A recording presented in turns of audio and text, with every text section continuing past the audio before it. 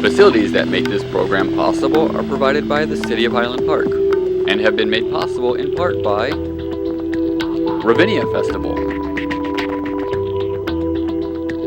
CJE Senior Life,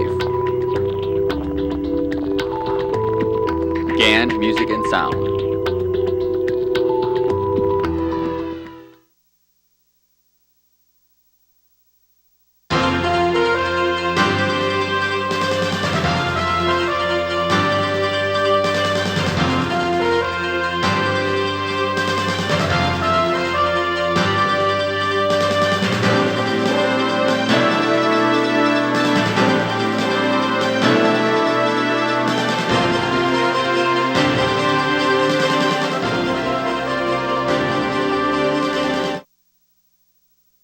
To Cahnmann's Current Events Roundtable.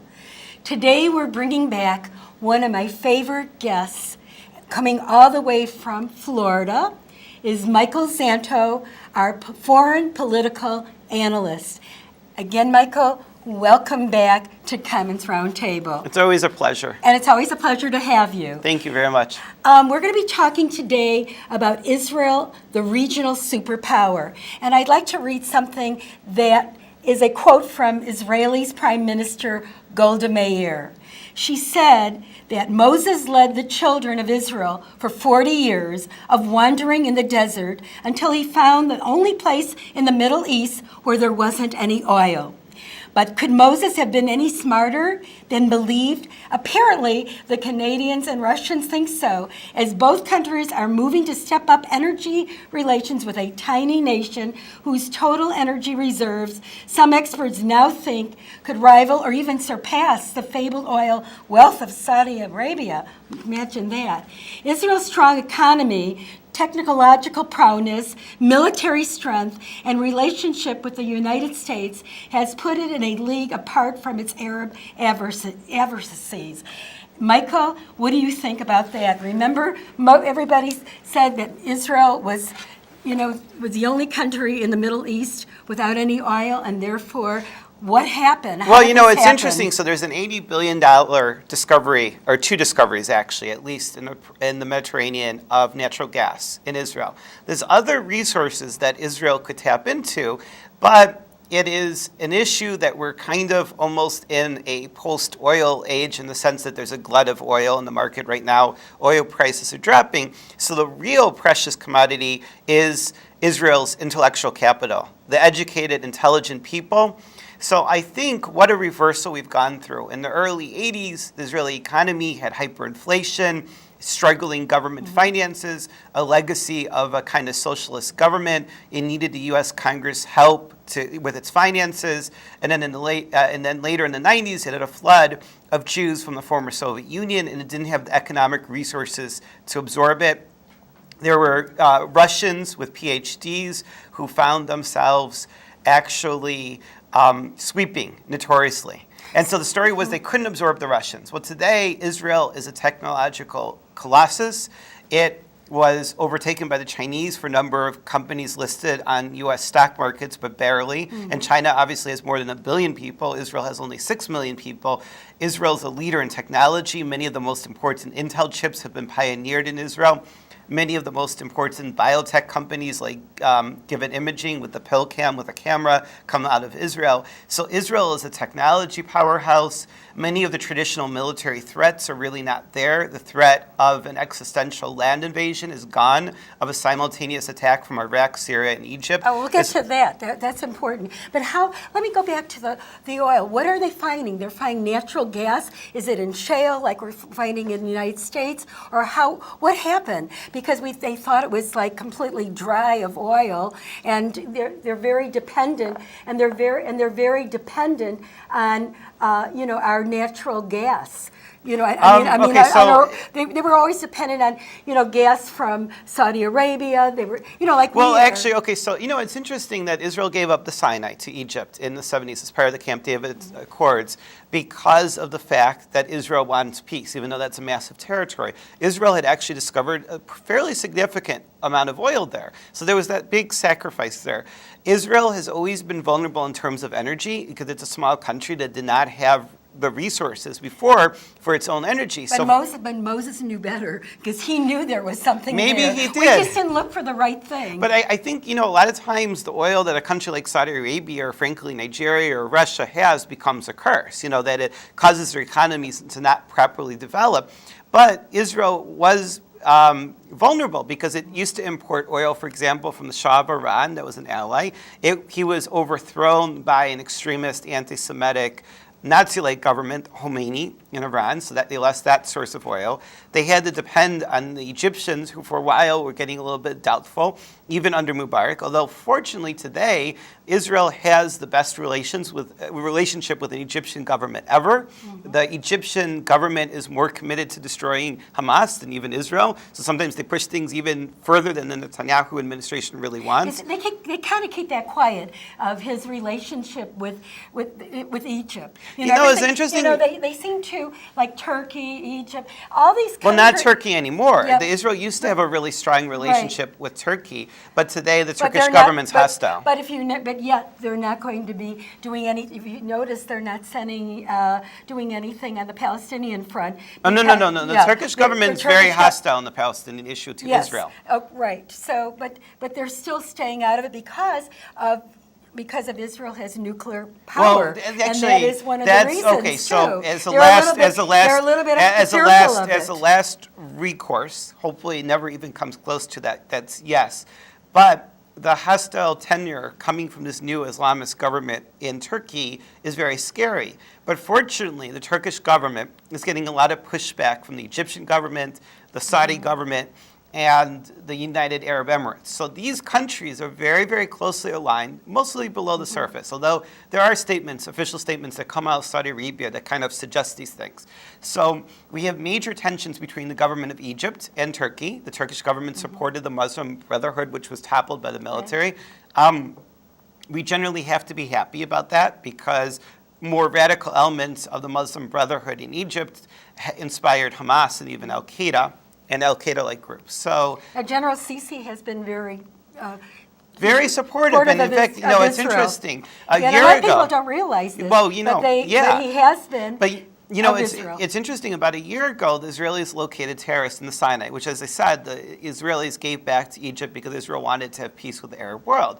And Israel told the Egyptian generals who had taken over, "We have terrorists there." And the Egyptians were like, "Well, can you do something to take care of it?" And Israelis said, "Yes, we could fire a missile into your territory." And the Egyptian general said, "Could you?" And Israeli said, "Sure." So the first time in 40 years, the Israeli military fired a missile into Egyptian territory. Now, this was supposed to be kept secret, but fortunately, the leak appeared to come from the Egyptian side rather than the Israeli side, because if it came from the Israeli side, then the Egyptians would have cause for being upset with Israelis. But Israel has a lot of trading partners that people don't realize. Israel has China. It has Japan. Japan. Japan is a big investor in Israel. Right. Also Russia. United States Russia and European Union. I mean, even countries like our enemy. Sometimes our enemy is our enemy. But I have to say, in terms of Russia, I know you wanted to point that out, because Israel's very high tech. They don't have much to trade with Russia. Now, Israel has sold drones to Israel after the Georgia War exposed some weaknesses in the Russian military, but before the world began to realize how horrible Putin is. So the Israelis were able to sell drones. They may not be able to sell anything else militarily to Russia because Russia has turned out to be a major rogue state, by far the most dangerous rogue state in the world. But basically, you have Japanese and now even Chinese investing in Israeli technology firms. So the trade of Israel is primarily focused towards European Union, which are advanced economies, countries like Singapore. By the way, the Israeli military built the military of Singapore. And the guy who ruled Singapore, Singapore is like the fifth richest country in the world, or fourth, something like that, looks really smart. He hired Israel to build his military in the early 60s before the Israelis became famous for having a military after the Six Day War. That is interesting. So he built the military of Singapore. It's a tiny state that's super, super rich. Those are the partners that Israel really focuses in on, the high-tech countries like the United States, Canada, Europe, not Russia. Russia's backwards.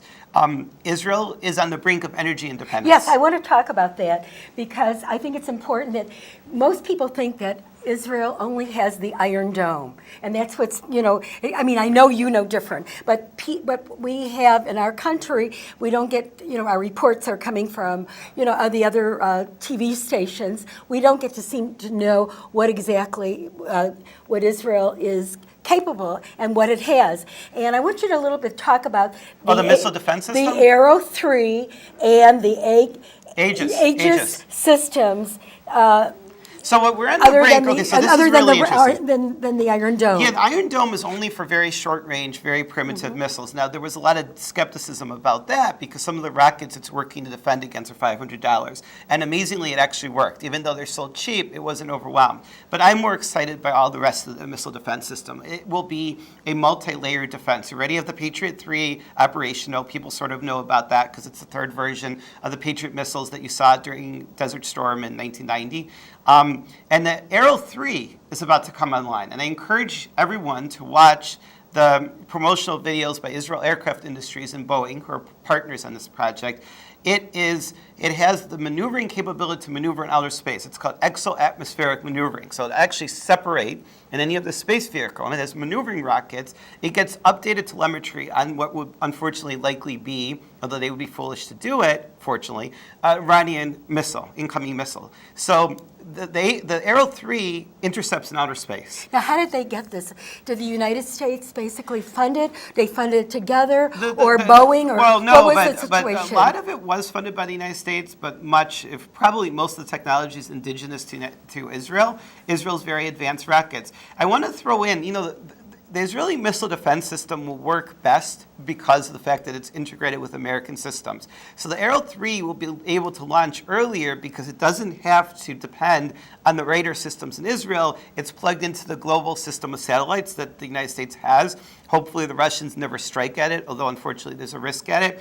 But the first strike will be, hopefully, Aegis destroyers in the Persian Gulf. And it will do what's called a boost phase intercept, trying to shoot down the missile when it's launch phase at its slowest point. It takes a while for that missile to pick up speed and become even hypersonic. So before the missile can get to outer space. So the first strike may very well be the Aegis, and our Aegis system is basically already ready to do that. The Arrow 3 is going to be operational in about a year or two, and of course, it'll take time as additional Arrow 3 batteries. The Arrow 2 is, by the way, still operational. So after the Arrow 3 has its shot or two, then the Arrow 2 are they both together now in Israel? Arrow 2 is operational. So the Arrow 2 probably can shoot down missiles from Iran anyway, and then the Patriot 3 has the last shot at it.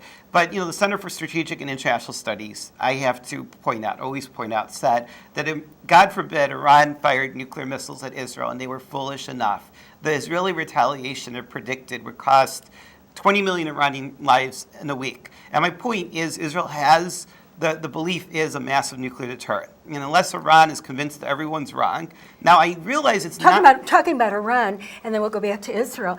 What is their capabilities? What do you think? Do you think they'll be ready to launch their nuclear? Because they say their nuclear is just for energy, and we know it's not just for energy. Okay, so what do you think? Do you think they'll be ready in less than a year? And with all the sanctions being uplifted? I mean, the thing is, we're talking about very incipient, very crude capabilities, both in terms of missiles, warheads, the ability to miniaturize the warheads, put them on missiles, and they're facing annihilation if they attack Israel. So are you saying they're in primitive form, or they're much more advanced? No. I mean, this is a very, very limited nuclear program, extremely limited. I mean, so it needs to be stopped. Then if it was very limited, why is Israel so worried about it? Iran, let me explain. First of all, Iran, for the last 30 years, has been the greatest state sponsor of terrorism. They took over from the KGB. It used to be the KGB, but they actually quickly overtook the Soviets as a major sponsor. And he sponsored the most murderous terrorists in Israel. All the suicide bombings basically have been sponsored by the Iranians. But the greater danger from Iranian nuclear weapons is the nuclear arms race it could trigger. The Saudis are already pretty openly saying that they will seek aggressively nuclear weapons if that happens, which creates kind of a domino. Then When you say that, how could they seek it? Did they can buy them from Pakistan, or they try to hire scientists. Saudi Arabia has a lot of money. Yeah. Saudi Arabia already has missiles. And then if one of these countries fall into the hands of crazy people, and Iran, yes, is in the hands of crazy people, I just don't want people to panic and think that we're 1 year from them firing nuclear missiles at Israel. As Nazi-like as they are, that's probably suicide. Israel's rocket capability to launch a warhead in anywhere in the world is absolutely proven. I will technically have to say that Israel's massive nuclear arsenal is not absolutely proven, but all the experts believe it's one of the largest in the world, and in some ways rivals the size of the British nuclear arsenal.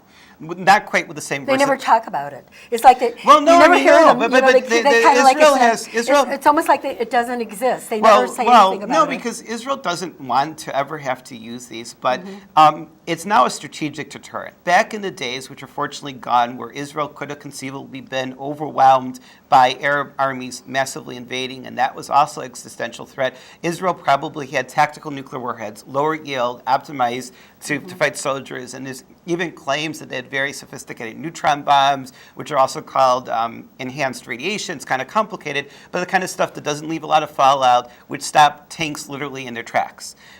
Today, it's a strategic deterrent. The main WMD threat to Israel was Syria's nerve gas. Israeli intelligence believes, for his own selfish interests, Assad actually gave up the vast majority of that. That was believed that it could kill 800,000 Israelis. So the nerve gas is no longer. It basically does not appear to be, thank God. That could have killed 800,000 Israelis. Where did it go? The U.S. destroyed it. It was a deal brokered by Putin, but I don't give Putin much credit. I think Assad used Putin to get rid of weapons that were so dangerous that this psychopath knew that he couldn't handle it, and it became more of a liability to him. Yeah, because it would go to Russia too. I mean, it would. No, Russia, unfortunately. No, I mean, if it got out of hand, it could. They've historically ended up gassing more people in embarrassing ways. Do you think Assad really did it? Because they say that Assad really didn't do it. Assad claims he didn't do it. But he gave it over to the U.S. Navy, and there was involvement with the Italians, but we were the ones who actually destroyed it. No, he said the terrorists. Remember, Assad said the terrorists. The terrorists really did it. He never claimed that he did it. No, he's a psychopath. We got so many psychopaths. No. That's running governments. Well, military dictatorships have that adverse selection. I actually met a scholar who studies it. The military dictatorship, the psychopaths rise to the top. And, his brother died driving 100 miles per hour in Beirut. That's exactly the reckless behavior of a psychopath in many things. And they'll probably kill him because he's murdered so many children. He's a psychopath that does not mind murdering children, but he knew that if he killed them with sarin gas or VX, it would trigger a reaction. So it is very likely that they had thought that they would only kill 3 people and scare people. They killed 1,000 civilians in the neighborhood they wanted to terrorize and massacre people, but they forgot to even, supposedly I've read accounts, tell their Hezbollah allies to even wear gas masks. They badly underestimated it. The U.S. came very close to bombing them. And if anyone used those missiles against Israel and Israel thought it was Syrian government, the Israelis might strike back with nuclear forces. So I think my gut reaction is he got rid of it because he thought it was more of a liability. The Israeli intelligence apparently believes that there's a residual amount, which is probably for a last resort. You know what I never understood, Michael? That they had sarin gas, and Assad has a family of his own there.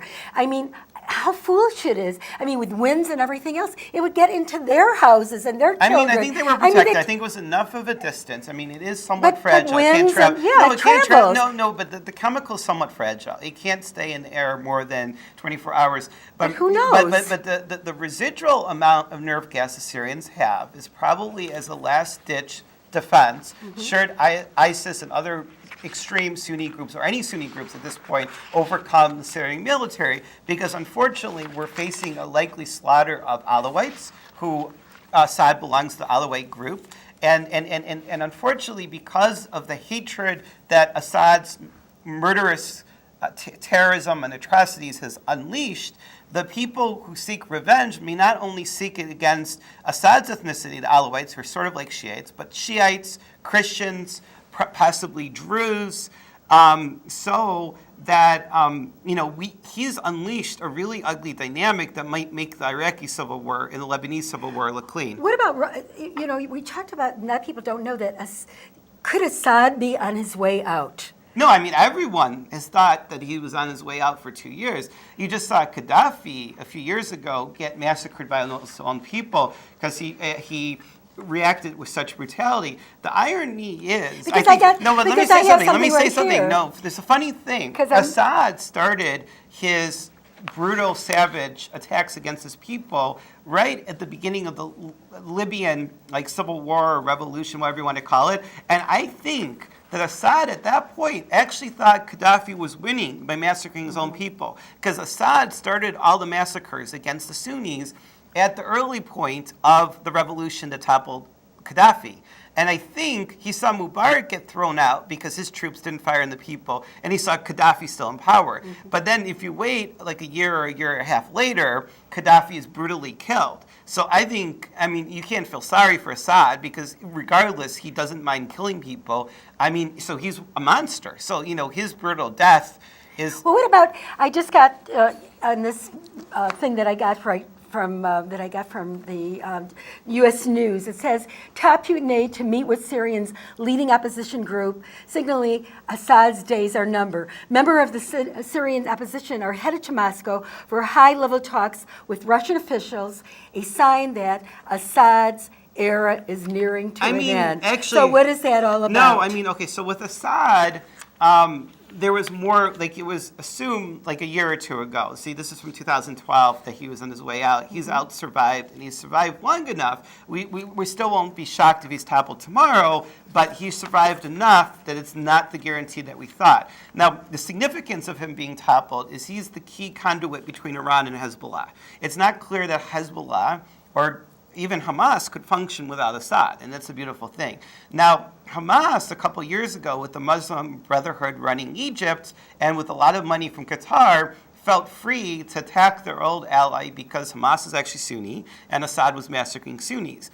That was their mistake, because then a new Egyptian government came, and Qatar's money is not very good when the Egyptians control the border and they can cut off Hamas entirely. And now, by the way, the Iranians are pissed off at Hamas for condemning Assad. So, but anyway, Hezbollah depends. But wasn't Putin good friends with Assad, and he was protecting him for a while? What's going on? No, Putin appears to be committed to protecting Assad, and he acts as the veto in the Security Council. But because the resources that Russia can bring to bear in the Middle East until the day, God forbid, they start firing nuclear missiles places is very, very limited. So it is kind of limited to selling weapons that Syria doesn't always have the money to pay for, because the economy is completely destroyed, and also the veto in the Security Council. So I don't think... So what happened to their buddy-buddy relationship? It's still there, but there is a huge limit to what Russia can do for Assad, so that support is symbolic. They do not want their ally to be removed, like Milosevic. It's a symbolic thing. They don't have such a huge stake. People talk about the naval base in Syria, but this gets complicated. Who can replace Assad if Assad does go down, or he resigns, or he's forced to resign? What we're really seeing is Syria and Iraq increasingly look like failed states. The economy of Egypt is very fragile, so Egypt could potentially topple too. The Egyptian government has an uneasy relationship with the U.S. government because Obama sort of supported the democratic process that led to the Muslim Brotherhood. But it's important, in fairness, to understand that Republican senators have also been very critical of the repressive methods of the current Egyptian military government and their non-democratic ways. So democracy is shared among most Democrats and Republican politicians involved in foreign policy because it's a core American value. But the Israeli government is very close to the Egyptian government, closer than ever. So remember that Libya used to be viewed as a threat to Israel. Libya is a failed state and no longer has any military projection ability. There's no Iraqi army. And in effect, there is no Syrian army that could hold up against Israelis. So most of the military threats, that leaves basically Egypt. Egypt is dependent on American military equipment, whether it likes it or not. And it's one of many reasons that even Egypt couldn't really sustain a military offensive. And at the point where they quickly agreed to the Israelis firing a missile to kill terrorists in their own territory, they're not very confident about their military capabilities. You know, while we have just a few minutes, what is your thoughts on what's going to happen in Israel? Are they going to be becoming a two-part state? Are they not going to become a two-part state? And if they did become a two-part state, who would take over the Palestinians? Hamas? It looks like Hamas would be the government. Hamas controls Gaza, and they're having trouble with that. Basically, the situation's complicated. There is a historic dispute that basically emerged when all the Jews were kicked out of East Jerusalem and the West Bank. So you don't think it's about settlements? They It's just not. use that No, but- as a as a scapegoat. A scapegoat, and especially right. not for the Middle East as a whole. But in terms of internal security and stability, the Israelis have to figure out a way for the Arabs who are citizens of Israel and then the Arabs in the territories that are not formally part of Israel that are up for negotiations, which include East Jerusalem, which was annexed, and West Bank, which was not. They need to worry about the economic and social situation there. And so providing... You had a very good idea. You told me right before the show started, you thought that the best thing for Palestinians to get that they can get some economy going would to be develop the Sinai. Absolutely. That would be for Gaza. And for the West Bank, and even possibly East Jerusalem, closer, stronger ties with Jordan. Jordan is mostly Palestinian. This will probably be too complicated to explain in a minute, but don't fall into the trap like nobody likes the Palestinians, Jordanians don't like the Palestinians. Well, truth be told, in the Arab world, nobody likes anyone else. But that will eventually they'll figure it out. But just geographically, the West Bank was part of Jordan, and it's adjacent. So, and the West Bank is kind of too small to be its own state, and because of security issues, the Palestinians can't work in Israel as freely as they did, and that period might not return. Jordan is a close American ally, basically always has. Hopefully that stability will remain. The Palestinians have been used as cannon fodder to kill the only democratic state in the Middle East, the Jewish state. So you had this anti-Semitic project, and the Palestinians were used as cannon fodder and as an excuse. But in order to prevent terrorism, it may not be enough just to destroy the sponsors of terrorism, which is the Syrian government, Hezbollah, and the Iranian government, but also to give economic prosperity to the Palestinians. Oslo offered the promise of it. Arafat betrayed Clinton and the Israeli government. Arafat told George W. Bush this: don't trust Arafat, he betrayed him. There's so much betrayal in the Middle East, and we're going down to our last minute, but you want to say one more thing about Israel being a superpower, the regional Militarily,